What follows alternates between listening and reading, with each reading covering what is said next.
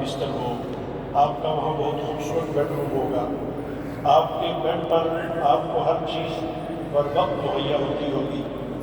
ہر طرح کی سہولیات اور انتظامات آپ کے ہوں گے، لیکن آپ نے ارادتاً ہر چیز کو چھوڑا ہے۔ اللہ جل شانہ آپ کے اس عمل کو اپنی بارگاہ میں شرف قبولیت عطا فرمائے۔ شیطان نہیں چاہے گا کہ آپ نے جو اتنا کچھ چھوڑا ہے اور اتنی بڑی جو قربانی دی ہے، آپ کی اس قربانی کو اللہ کے ہاں قبول ہونے دے، شیطان نہیں چاہے گا۔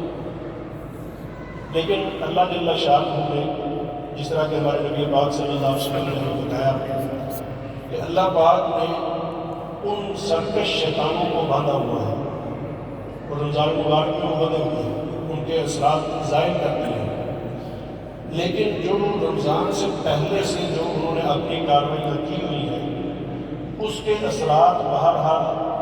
آج بھی آپ دیکھتے ہیں تو ہمارے ہی بھائی بندے ہیں بہت سارے کے جو